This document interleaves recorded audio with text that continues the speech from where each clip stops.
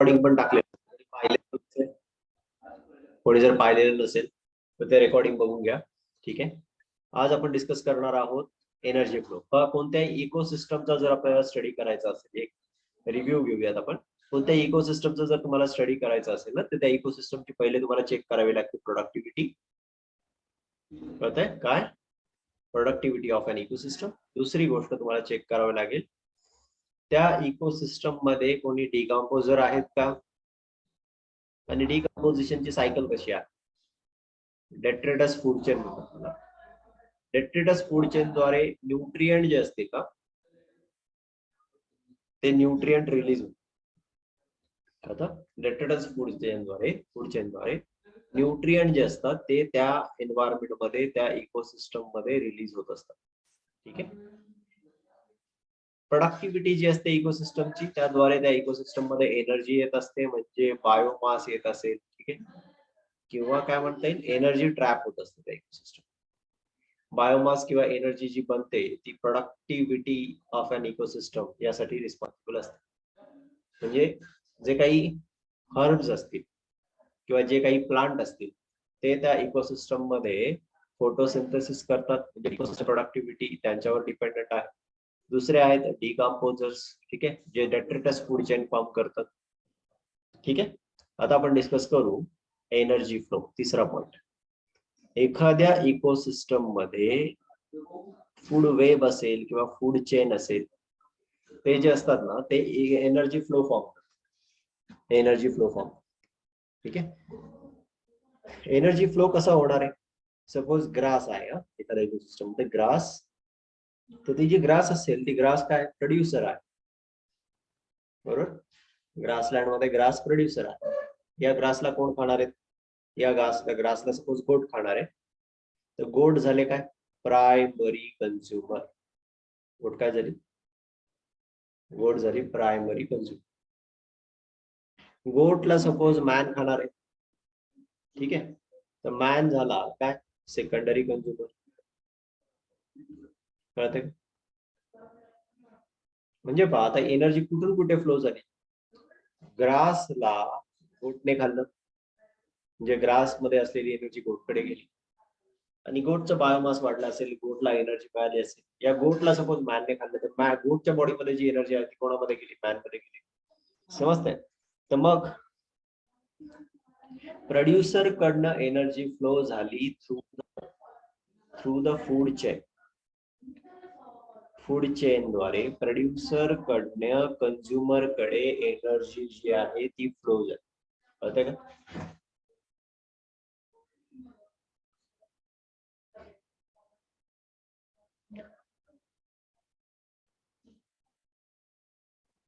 Consumer जे herbivorous आहेत, जे कंझ्युमर जे कोण आहेत, हर्बीवोरस आहेत. या हर्बीवोरसला आपण म्हणतो प्रायमरी कंझ्युमर्स. हर्बीवोरसला जे खाणारे कार्निवोरस असतील ते असतील मे बी प्रायमरी कार्निवोरस, त्यांना खाणारे जे असतील ते असतील सेकंडरी कार्निवोरस. अशी फूड चेन जी असते ती फॉर्म होत असते.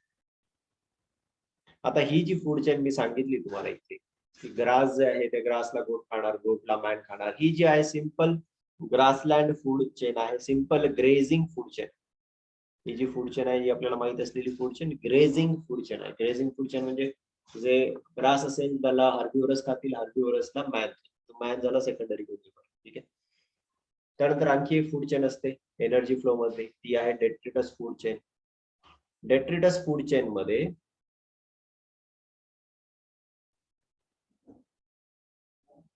हा याचं पण रेकॉर्डिंग चालू आहे अनुष्का, याचं पण रेकॉर्डिंग अपलोड करेल. ठीक आहे. कालचं पण रेकॉर्डिंग अपलोड केलेलं आहे. डेट्रिटस फूड चेन जी असते ही आपण काल पण डिस्कस केलेलं की ही डेड ऑर्गॅनिक मॅटर. डेट्रिटस म्हणजे काय, डेड ऑर्गॅनिक मॅटर. या डेड ऑर्गॅनिक मॅटरला डेट्रिटसला जे डिकम्पोजर असतात ते कंझ्युम करतात, ते त्याचं डिग्रेडेशन करतात. तर ती जी फूड चेन असेल ती असेल डेट्रिटस फूड चेन.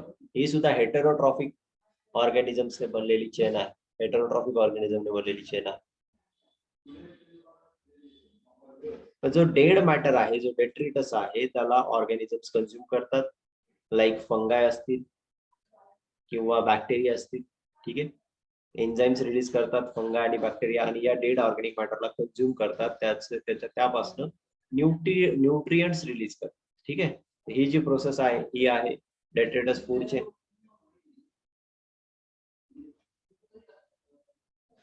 ओके, या झाल्या फूड चेन.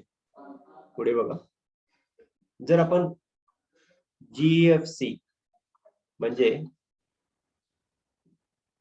जी ग्रेझिंग फूड चेन आहे तिचा स्टडी केला, लक्षात आहे का? जर आपण ग्रेझिंग फूड चेनचा स्टडी केला तर या ग्रेझिंग फूड चेन मध्ये एनर्जी फ्लो जो असेल तो सुद्धा तुम्हाला युनिडायरेक्शनल दिसतो. किंवा कोणत्याही फूड चेन मध्ये जर तुम्ही स्टडी केला तर एनर्जी फ्लो जो असेल तो नेहमी काय असतो बघा, नेहमी युनिडायरेक्शनल.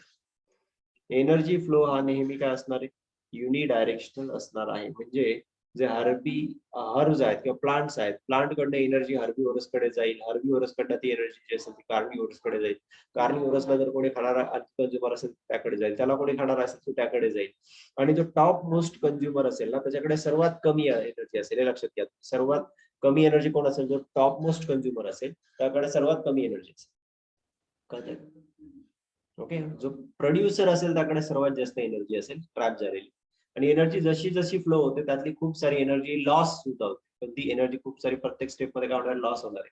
त्यामुळे प्रत्येक स्टेप मध्ये एनर्जी जास्त काय होत नाहीये, स्टोअर होत नाहीये, आणि त्यामुळे जसं जसं फूड चेन जेवढी लॉंग असणार ना त्या फूड चेन मध्ये एनर्जी तेवढी कमी जी असेल ती जो शेवटचा कंझ्युमर असेल त्याच्याकडे असेल. कळतंय? जो लास्ट कंझ्युमर असेल त्याच्याकडे सर्वात कमी एनर्जी असेल. कळलं? आता इथे जो एनर्जी फ्लोचा आपण डायग्राम ड्रॉ करतो त्यामध्ये सपोज इथे प्रोड्युसर आहे, प्रोड्युसरला खाणारा जो असेल तो असेल प्रायमरी कंझ्युमर, त्याला आपण PC. प्रायमरी कंझ्युमरला खाणारा जो असेल तो सेकंडरी कंझ्युमर असेल, सेकंडरी कंझ्युमरला खाणारा तो टर्चरी कंझ्युमर असेल, सपोज त्याला कोणी खाणार असेल तर तो टॉप कंझ्युमर असेल, किंवा टर्चरी कंझ्युमर हा जर शेवटचा असेल तर हा टॉप कंझ्युमर असेल. कळते का? तर टॉप कंझ्युमर असेल त्याला नेहमी सर्वात कमी एनर्जी मिळते, हे लक्षात ठेवा. ओके, आता ही जी प्रत्येक पोझिशन आहे ना प्रोड्युसर, याला म्हणू आपण प्रोड्युसर असेल किंवा प्रायमरी कंझ्युमर असेल, सेकंडरी कंझ्युमर असेल, टर्चरी कंझ्युमर असेल, या प्रत्येक लेवलला आपण म्हणतो ट्रॉफिकल लेवल. काय म्हणतो याला आपण? Trophic level. लक्षात घ्या, या प्रत्येक लेवलला आपण ट्रॉफिक लेवल, आणि या प्रत्येक ट्रॉफिक लेवल मध्ये काहीतरी एनर्जी असणारे, काहीतरी बायोमास असणारे, हे समजून घ्या. प्रत्येक ट्रॉफिक लेवल मध्ये पर्टिक्युलर अमाऊंट ऑफ बायोमास असणार आहे, आणि त्याला म्हणतो आपण स्टँडिंग क्रॉप. त्याला काय बोलणार तुम्ही? Standing crop. लक्षात घ्या. सपोज तेच मागचा एक्झाम्पल आपण कंटिन्यू करूया. सपोज एक गोट आहे जी प्रायमरी कंझ्युमर आहे, ठीक आहे. एक गोट आहे जी काय प्रायमरी कंझ्युमर, त्या गोटने 10 kg बायोमास खाल्लं आणि तिचं वजन 200 ग्रॅम्स वाढलं, ठीक आहे. या गोटचं वजन सपोज त्या एका वर्षापूर्वी 6 kg होतं, तर एका वर्षानंतर किती झालं, ते 6.2 kg झालं. ठीक आहे, समजते का तुम्हाला? ठीक आहे. मग आता हे 6.2 kg जे अवेलेबल बायोमास आहे ना त्या गोटचं, ते झालं त्याचं स्टँडिंग क्रॉप. कळालं का? सपोज या गोटला एका सपोज लायनने खाल्लं, गोटला लायनने खाल्लं, लायनने एवढं 6.2 kg एवढं खाल्लं सपोज, आणि एका पर्टिक्युलर टाइम पिरियड नंतर त्या लायनचं वेट जो आहे ते सुद्धा 200 ग्रॅम्सने वाढलं. ठीक आहे, लायन सपोज होता 100 kg, 100 kg लायन होता, त्याचं किती झालं सपोज 120 आपण म्हणू 120 झालं त्याचं, म्हणजे किती 200 ग्रॅम्सने त्याचं वजन वाढलं. ठीक आहे, 200 ग्रॅम्सने जर त्या लायनचं वजन वाढलेलं असेल तर या लायनचं जे वेट आहे ते झालं त्याचं काय, स्टँडिंग क्रॉप. म्हणजे तुम्ही हे समजून घ्या, स्टँडिंग क्रॉप म्हणजे काय. एक प्रत्येक जी ट्रॉफिक लेवल आहे, एक मिनिट मी तुम्हाला सांगतो सगळं पुन्हा. प्रत्येक जी ट्रॉफिक लेवल आहे, सपोज हा प्रोड्युसर, या प्रोड्युसर मध्ये किती बायोमास अवेलेबल आहे त्याला तुम्ही काय म्हणणार, स्टँडिंग क्रॉप. प्रोड्युसरला कंझ्युमरने खाल्लं, प्रायमरी कंझ्युमर, त्याच्यामध्ये किती बायोमास अवेलेबल आहे त्याला म्हणणार तुम्ही स्टँडिंग क्रॉप. प्रायमरी कंझ्युमरला सेकंडरी कंझ्युमरने खाल्लं, त्यामध्ये जेवढा बायोमास अवेलेबल असेल त्याला बोलतात standing crop. So each trophic level has certain mass of living material at a particular time, and it is called as a standing crop. Okay, so standing crop is measured as a mass of the living organism. तुम्ही आधीच काय सांगितलं, producer मध्ये किती biomass available आहे त्याला तुम्ही बोलणार स्टँडिंग क्रॉप. त्याला कंझ्युमरने खाल्लं तर कंझ्युमर मध्ये किती बायोमास अवेलेबल आहे तो असेल त्याचं स्टँडिंग. त्याला सपोज दुसऱ्या कंझ्युमरने खाल्लं त्याच्यामध्ये किती बायोमास अवेलेबल आहे त्याला तुम्ही बोलणार standing crop. Okay, so standing crop एखाद्या ऑर्गॅनिझम मध्ये किंवा एखाद्या इकोसिस्टम मध्ये काय असतं, त्याचा बायोमास किंवा त्या इकोसिस्टम मध्ये त्या इंडिव्हिज्युअल्सचा नंबर किती आहे ते पण तुम्ही कन्सिडर करू शकता. So okay, so biomass and number that is available in a particular ecosystem is called as काय, ही कन्सेप्ट लक्षात ठेवा. यावर नीट मध्ये क्वेश्चन येऊन गेला. स्टँडिंग क्रॉप, याला तुम्ही बोलणार स्टँडिंग क्रॉप. ओके, कन्सेप्ट समजली. मग आता जो बायोमास आहे ना, बायोमास तो कसा मेजर करतो रे बायोमास. सपोज एखादी प्लांट आहे, एखादी प्लांट आहे, तर प्लांटची ब्रांच आहे, त्या प्लांटची एक ब्रांच आहे तुमच्याकडे. या प्लांटचा बायोमास तुम्ही कसा मेजर करता. या प्लांटचा बायोमास तुम्ही मेजर करू शकता बाय ड्राय वेट. काय काढू शकता तुम्ही त्याचं, ड्राय वेट. ठीक आहे, कसं काढणार ड्राय वेट. सपोज ही एक ब्रांच आहे प्लांटची, ठीक आहे, या ब्रांचचं तुम्ही वेट केलं, या ब्रांचचं वेट जे आहे डायरेक्ट वेट केलं, डायरेक्ट जे वेट आहे ते सपोज 100 kg आहे. ठीक आहे, मग याच्यामध्ये त्या प्लांटच्या सेलमध्ये असलेलं वॉटर वगैरे सर्व काही तुम्ही काउंट केलं. ठीक आहे, आता या जो प्लांटची ब्रांच आहे याला पूर्णपणे तुम्ही ड्राय त्यातलं पूर्ण पाणी काढून टाका. ठीक आहे, आता जे वेट आहे त्याला तुम्ही बोलणार ड्राय. ठीक आहे, सपोज ड्राय वेट त्याचा आहे 35 kg. किती आहे, सपोज 35 kg. 100 kg मधनं किती वॉटर लॉस झालंय. 100 kg मधनं जवळजवळ 65 kg हे वॉटरच होतं. ठीक आहे, मग एवढ्या वॉटरचा त्या प्लांट मधनं लॉस झाला आणि मग जो वेट रिमेनिंग आहे त्याला म्हणतो आपण ड्राय. ड्राय वेट हे ऍक्च्युअल मेजर आहे, लक्षात घ्या. कारण का, सपोज तुम्ही सेम प्लांट घेतले, दोन सेम प्लांट घेतले, तर एका प्लांटला जास्त वॉटरिंग केलं, एका प्लांटला कमी वॉटरिंग केलं. ज्या प्लांटला जास्त वॉटरिंग केलं तिचं वेट नेहमी जास्त भरेल. जे वॉटरमुळे वेट जे असेल ते जास्त भरू शकतं किंवा कमी भरू शकतं, समजते का. त्यामुळे काय केलं जातं, नेहमी कोणत्याही प्लांटचं किंवा अॅनिमलचं वेट ज्यावेळेस घेतलं जातं एक्सपेरिमेंटसाठी, त्यावेळेस ते घेतलं जातं dry weight. So dry weight is the actual weight.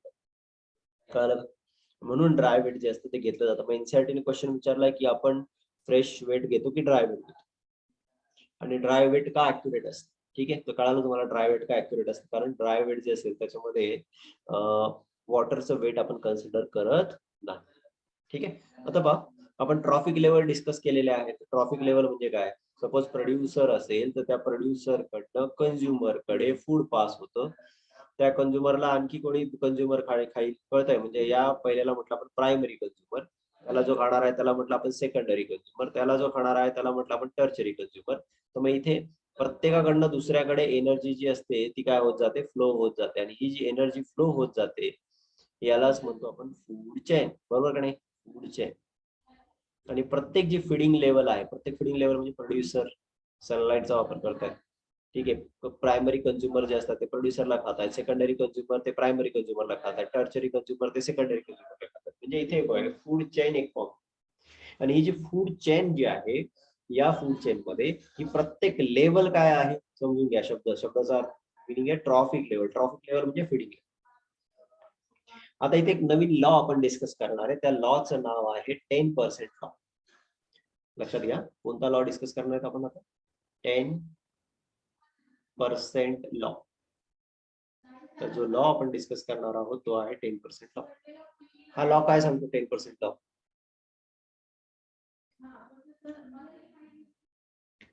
According to the 10% law, the transfer of energy flow.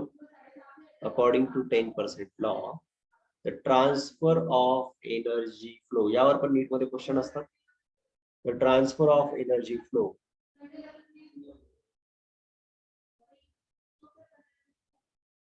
The transfer of energy flow from one trophic level to another. From one trophic level to another, the next trophic level follows only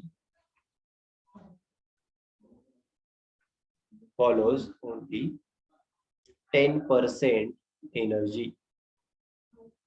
काय याचा meaning आहे, The transfer of energy flow from one trophic level to another follows only 10%. म्हणजे काय? Suppose हे producer आहे, ठीक आहे, आणि त्याच्या पुढे कोण आहेत? Primary consumer. या प्रोड्युसर कडनं प्रायमरी कंझ्युमर कडे फक्त 10% एनर्जी जाते, ठीक आहे. त्यानंतर या प्रायमरी कंझ्युमर कडनं त्याच्या पुढच्याकडे यामध्ये असलेली फक्त किती एनर्जी? 10%. सेकंडरी कंझ्युमर कडनं टर्चरी कंझ्युमर कडे किती जाईल? फक्त 10%. म्हणजे काय की हा सपोज प्रायमरी कंझ्युमर आहे, त्याने प्रोड्युसरचा 100 kg मास खाल्लं, ठीक आहे. लक्षात घ्या, प्रोड्युसर कोण आहे? प्लांट. 100 kg प्लांटला जर एखाद्या प्रोड्युसरने खाल्लं, 100 kg बायोमास आहे प्लांटचं, त्याला एखाद्या प्रायमरी कंझ्युमरने जर खाल्लं, तर या प्रायमरी कंझ्युमरचं बायोमास फक्त 10 kg ने वाढेल. समजलं का तुम्हाला? हा झाला 10 kg, 10% लॉ. आता या प्रायमरी कंझ्युमरला जर एखाद्या सेकंडरी लेक्चर नाही, मला वाटतं तू हे बघत आहे व्हिडिओ. जर कोणी सेकंडरी कंझ्युमरने खाल्लं, तर हा जो सेकंडरी कंझ्युमर असेल याचं वेट जे असेल ते पूर्ण याला 10 kg याला खाऊन टाक, ठीक आहे. तर याचं वेट जे असेल ते 1 kg ने वाढेल सेकंडरी. कळतंय का? जर ह्या पूर्ण याने बायोमासचा यूज केला तर त्याच्या पुढे किती एनर्जी टर्चरी कंझ्युमर कडे किती जाईल? टर्चरी कंझ्युमर कडे जर याने याला पूर्ण युटिलाइज केला 1 kg, तर टर्चरी कंझ्युमरचं वेट फक्त 100 ग्रॅमने वाढेल. समजते का? याला म्हणतो 10%. हा 10% लॉ काय? The number of trophic levels in the grazing food chain is restricted as the transfer of energy follows 10% law. मग यावर एक क्वेश्चन होऊ शकतो. Why the number of question आहे का? Why the number of trophic levels are restricted in food chain? Question लक्षात येईल. नीट मध्ये येऊ शकतो, एमसीक्यू च्या फॉर्म मध्ये येऊ शकतो, स्टेट बोर्ड मध्ये येऊ शकतो. Y the number of state board मध्ये 1 मार्कला येऊ शकतो, 2 मार्क्सला येऊ शकतो हा question. Why the number of trophic levels are restricted in food chain? का बरं number of trophic levels restricted आहेत फूड चेन मध्ये? याचं रिझन आहे का? कारण या ज्या ट्रॉपिक लेवल आहेत ना, कोणता लॉ फॉलो करतात? 10%. म्हणजे याचं मिनिंग असं आहे की जर प्रोड्युसर कडे जेवढी एनर्जी आहे त्याच्या फक्त 10% कोणाकडे जाणार? कंझ्युमर कडे, प्रायमरी कंझ्युमर कडे.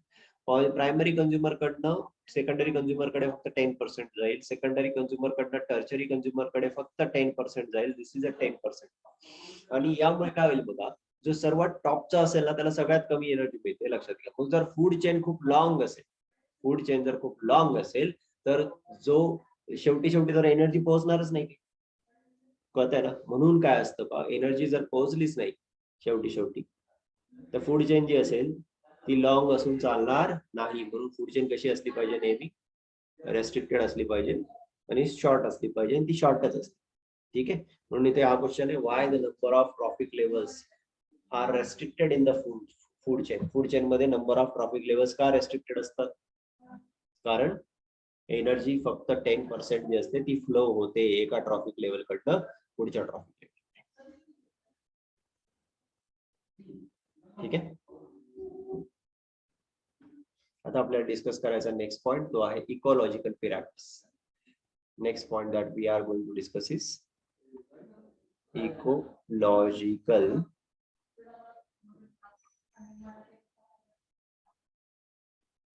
पिरामिड्स.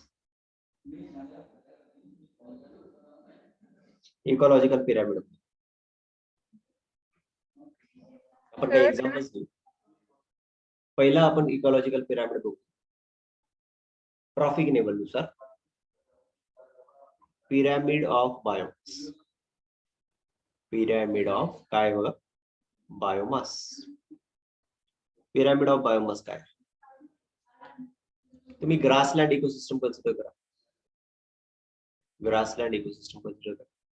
गवत जे असेल ना, गवत एखाद्या ग्रासलँड मध्ये, त्याचं जर आपण वेट केलं, वेट ग्रासलँड इकोसिस्टम मध्ये जो ग्रास असणार आहे त्या ग्रास जर तुम्ही वेट केलं ना, तर हे वेट नेहमी खूप जास्त असतं. कारण काय? हे प्रोड्युसर आहे. प्रोड्युसर मध्ये एनर्जी कंझ्युमर पेक्षा जास्त असेल, एनर्जी जास्त असते म्हणजे बायोमास जास्त असते, बरोबर का? यांच्यामध्ये वेट हे काय असेल सर्वात जास्त असेल. मग नंबर म्हणण्यापेक्षा आपण म्हणू इथे बायोमास जर आपण ग्रासचा कॅल्क्युलेट केला, बायोमासचा आपण जर ग्रासचा कॅल्क्युलेट केला तर तुम्हाला एक व्हॅल्यू मिळेल. ती जी व्हॅल्यू असेल ती आपण या लेवलला दाखवू, अशा पद्धतीने दाखवू. ठीक आहे, यांना बोलू आपण प्रोड्युसर्स. प्रोड्युसर मध्ये असलेला एनर्जी, प्रोड्युसर मध्ये असलेली एनर्जी ऑफलाईन आहे, तुम्ही 2 वाजता पॉसिबल असेल तर या 2 सव्वा 2. प्रोड्युसर मध्ये असलेली एनर्जी आपण अशी सव्वा 2 ते सव्वा 2 ते 3. प्रोड्युसर मध्ये असलेली एनर्जी पहा इथे आपण अशी दाखवूया, पॉसिबल असेल तर या. ठीक आहे, आता बघा या प्रोड्युसरला कोण खाणार आहे, गवतला कोण खाणार आहे, कोणताही तुम्ही कंझ्युमर कन्सिडर करा, त्याला बोलू आपण primary consumer. Primary consumer like गोट or you can consider the rabbit. ठीक आहे, जे प्रायमरी कंझ्युमर असतील त्यांचा जर आपण बायोमास कॅल्क्युलेट केला ना त्या पर्टिक्युलर एरियावर, त्या सर्वांना सपोज तुम्ही सर्व गोट त्या एरियातले काढ, त्यांच्या सर्वांचा जर बायोमास कॅल्क्युलेट केला आणि त्याचा जर ग्रासचा बायोमास जो आहे त्याच्याबरोबर जर कंपॅरिझन केलं तर जे प्रायमरी कंझ्युमर असेल यांचा बायोमास या प्रोड्युसर पेक्षा कमी असेल. नेहमी लक्षात ठेवा, हे झाले primary consumer PC, primary consumer. कारण काय माहिती का, 10% लॉ तुम्ही कॅल्क्युलेट कन्सिडर केला तर प्रोड्युसर कडनं कंझ्युमर कडे एनर्जी कमीच जाणार आहे, म्हणून कंझ्युमरचा वेट आहे नेहमी कसं असेल, कमीच असेल. बरोबर का? आता आणखी पहा, या प्रायमरी कंझ्युमरला गोटला सेकंडरी कंझ्युमर खात आहेत, कार्निवरस खात आहेत. तुम्ही सगळे जेवढे लायन असतील किंवा सगळे टायगर असतील यांचं वेट काढा, यांचं वेट एकत्रितपणे जर तुम्ही घेतलं ना तर ते या कंझ्युमर पेक्षा कमी असेल. हर्बिओरस पेक्षा कार्निओरस एकत्रितपणे वेट जे असेल ते कमी असेल. ठीक आहे, हे झाले कंझ्युमर. आणि या टर्चरी कंझ्युमरला कोणी जर खाणारा असेल, जे टॉप कंझ्युमर कोणी असेल तर त्याचं वेट हे त्यापेक्षा कमी असेल. मग तुम्ही हा बघा, हा पिरामिड कसा दिसतो तुम्हाला, प्रोड्युसर जे आहे यांचा बायोमास सर्वात जास्त आहे, त्यापेक्षा कमी बायोमास प्रायमरी कंझ्युमरचा, त्यापेक्षा कमी बायोमास सेकंडरी कंझ्युमरचा, त्यापेक्षा कमी बायोमास टर्चरी कंझ्युमरचा असेल. म्हणजे इथे हा जो पिरामिड बनलाय ना, हा पिरामिड बघा कसा आहे, याला म्हटलं पिरामिड ऑफ बायोमास. काय म्हटलं आपण याला, पिरामिड ऑफ काय म्हटलं, बायोमास. हा पिरामिड ऑफ बायोमास तुम्हाला कसा दिसतोय रे, बघा बरं कसा गेलाय हा, अपराईट कसा बनलाय, अपराईट. व्हॉट दिस, कसा बनलाय pyramid of biomass, upright. So pyramid of biomass नेहमी कसा असेल, अपराईट असेल. नेहमी कसा असेल, अपराईट असेल, लक्षात ठेवा. सो हा झाला पहिला pyramid, pyramid of biomass. According to the trophic level, this pyramid of biomass should always be upright. हा कसा असला पाहिजे, upright असला पाहिजे. दुसरा पिरामिड बघू आपण, पिरामिड ऑफ नंबर. ठीक आहे, so let us discuss about the second pyramid, pyramid of number. Pyramid of number.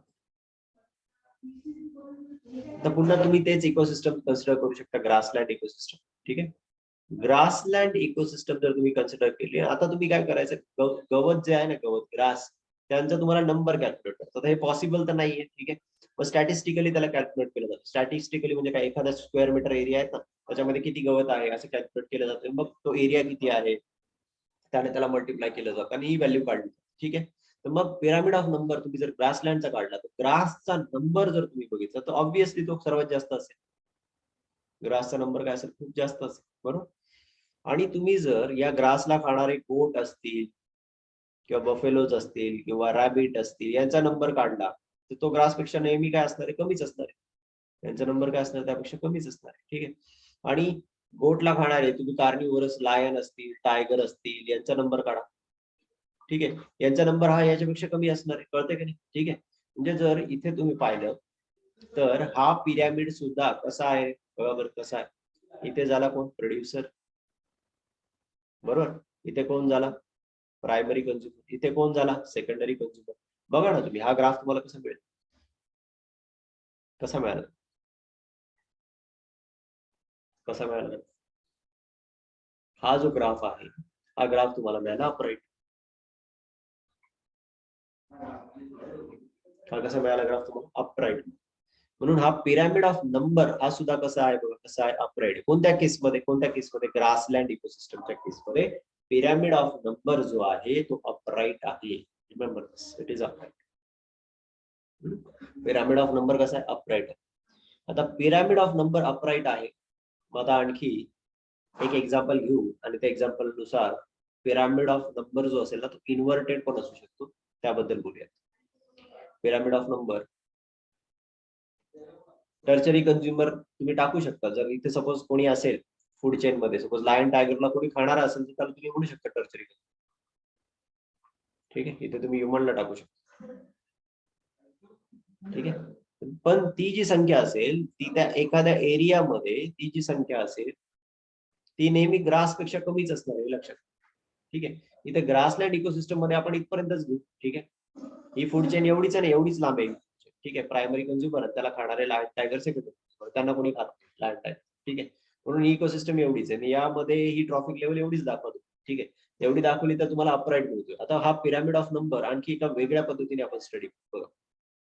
Pyramid of number जो आहे, दुसरं एक्झाम्पल घेऊन आपण स्टडी करू. आता बघा, इन्व्हर्टेड पिरामिड घेऊ. कसा बरं, ऐका. आपण एक एक्झाम्पल घेऊ. एक झाड आहे. ठीक आहे, एक झाड आहे. झाड एकच आहे.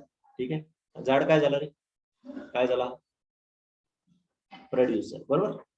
आणि या झाडावर खूप सारे इन्सेक्ट, त्याच्यावर खूप सारे इन्सेक्ट काय झाले रे, कंझ्युमर.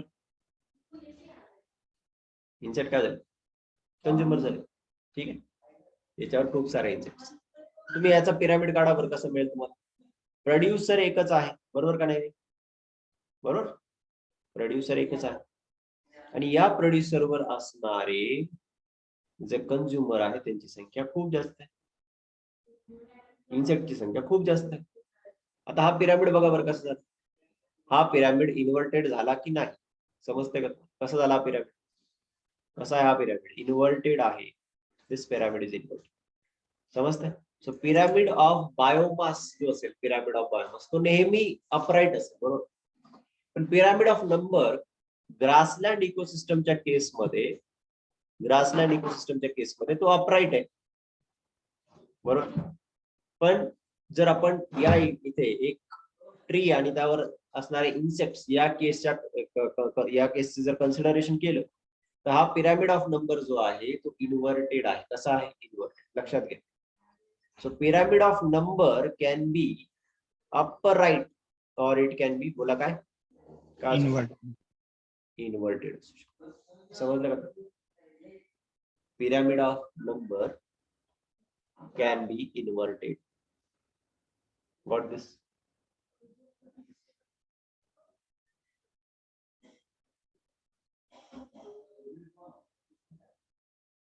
आता आणखी एक एक्झाम्पल बघू आपण. पिरामिड ऑफ बायोमास पण इन्व्हर्टेड असू शकतो. तो कसा असू शकतो ते बघू. पिरामिड ऑफ नंबर इन्व्हर्टेड असू शकतो, तसंच पिरामिड ऑफ बायोमास जो असेल तो सुद्धा इन्व्हर्टेड असू शकतो. कसा असेल इन्व्हर्टेड, एक्झाम्पल आहे का आधी. आपण बायोमास साठी ग्रासलँडचं इकोसिस्टमचं एक्झाम्पल घेतो. ग्रासलँड इकोसिस्टम मध्ये तुम्हाला अपराईट दिसेल, बरोबर. आपण दुसरं एक एक्झाम्पल,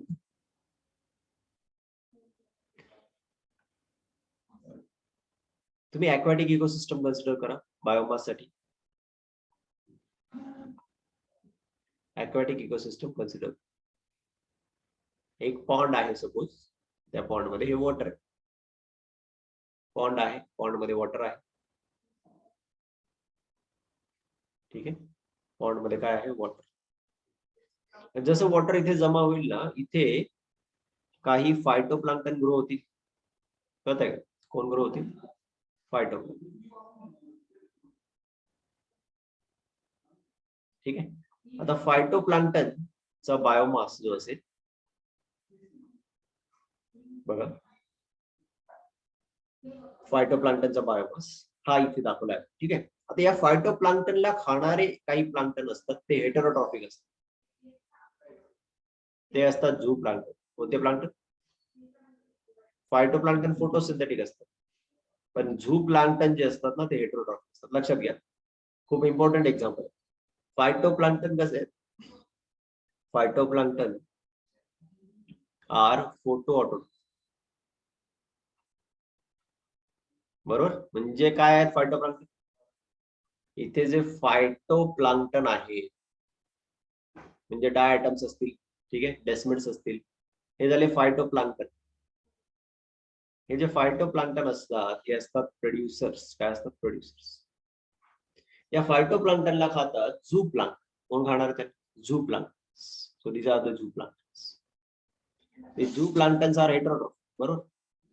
आता बघा, फायटोप्लांक्टन जे असतात या फायटोप्लांक्टनचं जर आपण एखाद्या पॉन्ड मधलं वेट कॅल्क्युलेट केलं आणि झू प्लांक्टनचं एखाद्या पॉन्ड मधलं वेट कॅल्क्युलेट केलं तर झू प्लांक्टन हे जे आहे ते आहेत प्रायमरी कंझ्युमर. ठीक आहे. फायटोप्लांक्टन जे आहेत ते आहेत प्रोड्युसर. तर फायटोप्लांक्टनचा बायोमास हा झू प्लांक्टन पेक्षा तुम्हाला कमी मिळतो. बघा इथे पिरामिड ऑफ बायोमास जो असेल तो तुम्हाला इन्व्हर्टेड मिळणार आहे. का इन्व्हर्टेड मिळणार आहे लक्षात घ्या. का? कारण फायटोप्लांक्टनचा बायोमास हा कमी आहे. फायटोप्लांक्टन कोण झाले? प्रोड्युसर. यांचा बायोमास आपल्याला कमी मिळेल आणि झू प्लांक्टन जे असतील यांचा बायोमास आपल्याला जास्त मिळेल. झू प्लांक्टन जे असतील यांचा बायोमास काय मिळेल? आपल्याला जास्त मिळेल. प्रायमरी कंझ्युमर्स किंवा कंझ्युमरचा बायोमास आपल्याला जास्त. इथे पण बघा पिरामिड कसं झालं? इन्व्हर्टेड. समजते तुम्हाला?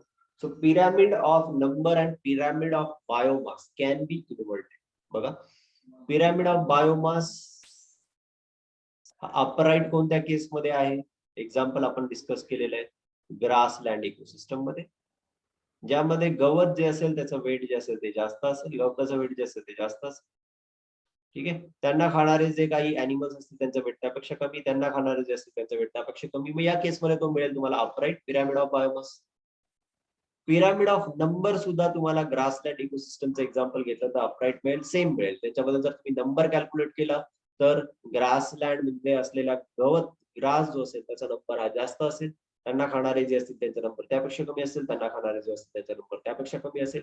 म्हणजे पिरामिड ऑफ बायोमास आणि पिरामिड ऑफ नंबर जर आपण ग्रासलँड इकोसिस्टमचं एक्झाम्पल घेतलं तर तुम्हाला कसा मिळतो? अपराईट. पण पिरामिड ऑफ नंबर तुम्हाला इन्व्हर्टेड पण मिळू शकतो. कधी मिळेल? सपोज तुम्ही एक एक्झाम्पल कन्सिडर केलं की ज्यामध्ये एक ट्री आहे आणि त्या ट्रीवर खूप सारे इन्सेक्ट्स. एका ट्रीवर 1,00,000 इन्सेक्ट आहेत. तर ट्री तर एकच झाला पण इन्सेक्ट तर खूप झाले. मग आता हा इन्व्हर्टेड झाला पिरामिड. बघा ना कसं झाला? Inverted. This pyramid is inverted. Producer जो आहे तो एकच आहे नंबरच्या केसमध्ये. आणि जर आपण कंझ्युमरची संख्या बघितली तर ती खूप सारी. बरोबर का? पण जर आपण बायोमासच्या याच एक्झाम्पलला बायोमास मध्ये टाकलं तर तुम्हाला अपराईट मिळेल. का बरं? कारण झाडाचं वेट जे असेल ते इन्सेक्टच्या वेटपेक्षा नेहमी जास्त असेल. तुम्ही जर हेच एक्झाम्पल बायोमास साठी टाकलं तर अपराईट मिळेल, पण हेच एक्झाम्पल तुम्ही नंबर साठी टाकलं तर तुम्हाला इन्व्हर्टेड मिळेल. कळतंय का? आता हेच बघा इथे जर तुम्ही पिरामिड ऑफ बायोमास याच्यासाठी जर तुम्ही एक्झाम्पल घेतलं हे पॉन्डचं, तर पॉन्ड मध्ये नंबर फायटोप्लांक्टन जे असतील त्यांचं वेट जे असेल ते वेट हे कमी असेल as compared to the four zooplankton. कारण झू प्लांक्टन फायटोप्लांक्टनला खाणार आहेत पण फायटोप्लांक्टन पेक्षा वेट कोणाचं जास्त असतं? झू प्लांक्टन. तुम्ही म्हणाले असं कसं काय झालं? याचं रिझन आहे की जे फायटोप्लांक्टन असतात ना ते फास्ट रॅपिडली मल्टिप्लाय होतात आणि ते रॅपिडली मल्टिप्लाय होतात तर यांना जे खाणारे जे आहेत ना झू प्लांक्टन, हे झू प्लांक्टन त्यांना रॅपिडली कंझ्युम पण करून टाकतात. रॅपिडली ते त्यांना कंझ्युम करून टाकतात. त्यामुळे यांचा कंझ्युम होण्याचा रेट खूप जास्त आहे. कोणाचा? फायटोप्लांक्टन. कंझ्युम होण्याचा रेट काय? खूप जास्त. म्हणजे त्यांना फीडिंग त्यांची होण्याचा रेट खूप जास्त आहे. त्यामुळे कोणत्याही मोमेंटला जर तुम्ही कॅल्क्युलेट केलं एखाद्या पॉन्ड मध्ये, एखाद्या इकोसिस्टम मध्ये, तर तुम्हाला फायटोप्लांक्टनचं बायोमास कमी मिळेल आणि झू प्लांक्टनचं बायोमास जे असेल ते जास्त मिळेल. कारण झू प्लांक्टन जे असतात ते जास्त खात आहेत आणि फायटोप्लांक्टन तेवढे बनतायत पण फायटोप्लांक्टनचं कंझम्पशन जे आहे ते जास्त होतंय. त्यामुळे त्या मुवमेंटला फायटोप्लांक्टनचा जो वेट असेल ते कमी असेल आणि झू प्लांक्टनचा जो वेट असेल तो जास्त असेल. कळतंय का तुम्हाला? मग आतापर्यंत आपण दोन पिरामिड बघितले, pyramid of biomass, pyramid of number. हे दोन्ही जे पिरामिड आहेत, पिरामिड ऑफ बायोमास असेल किंवा पिरामिड ऑफ नंबर असेल, हे अपराईट पण असू शकतात आणि हे इन्व्हर्टेड सुद्धा असू शकतात. I hope you are getting this. हा एक पॉईंट आपण इथे डिस्कस केला. आता आपल्याला एक आणखी पिरामिड डिस्कस करायचं, त्याचं नाव आहे pyramid of energy.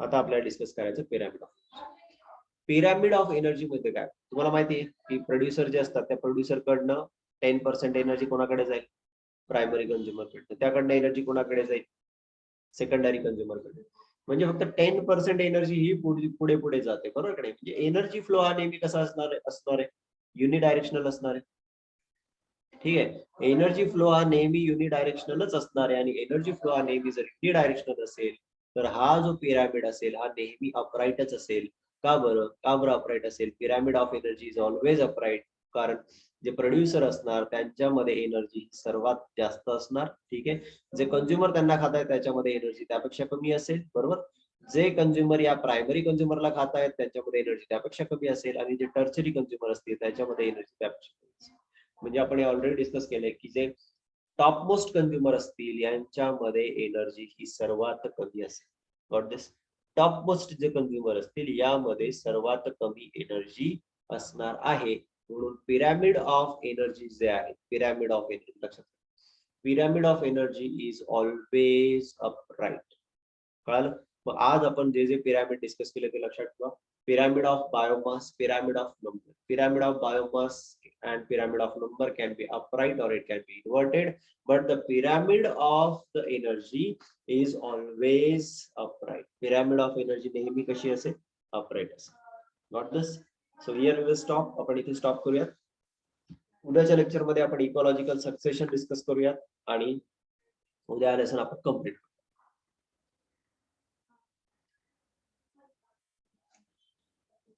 Mahesh flow of energy is always unidirectional author इथे बघ ना युनिडायरेक्शनलच आहे ना फ्लो ऑफ एनर्जी का बरं युनिडायरेक्शनल आहे कारण बघ इथे 10% एनर्जी लॉस होते नाही इथे 10% एनर्जी पुढे जाते बाकीची एनर्जी काय होणार लॉस होणार इकडे फक्त 10% एनर्जी पुढे जाणार आहे बाकीची एनर्जी लॉस होणार समजतंय म्हणून कधी असं नाही होणार की टर्चरी कंझ्युमर कडनं एनर्जी सेकंडरी कंझ्युमर कडे आली असं कधीच नाही होणार समजतंय कधी एनर्जी पिरामिड हा कधीही इन्व्हर्टेड होऊ शकत नाही एनर्जी फ्लो इज ऑलवेज काय इथे लिहिलंय आपण काय युनिडायरेक्शनल म्हणजे एनर्जी जी असेल ती नेहमी एकाच डायरेक्शनने फ्लो होईल आणि ती ज्यावेळेस फ्लो होते त्यामध्ये खूप सारी एनर्जी लॉस पण होणार आहे in the form of the hit ठीक आहे लॉ ऑफ थर्मोडायनामिक्स तुम्हाला माहिती एनर्जी जी असेल ती हिटच्या फॉर्म मध्ये लॉस पण होते एका फॉर्म मधून दुसऱ्या फॉर्म कडे जाताना ठीक आहे मग एका ऑर्गॅनिझम कडनं दुसऱ्या ऑर्गॅनिझम कडे जाताना एनर्जी ही लॉस सुद्धा होणार आहे नॉट दिस उद्याच्या लेक्चर मध्ये आपण बघूया सक्सेशन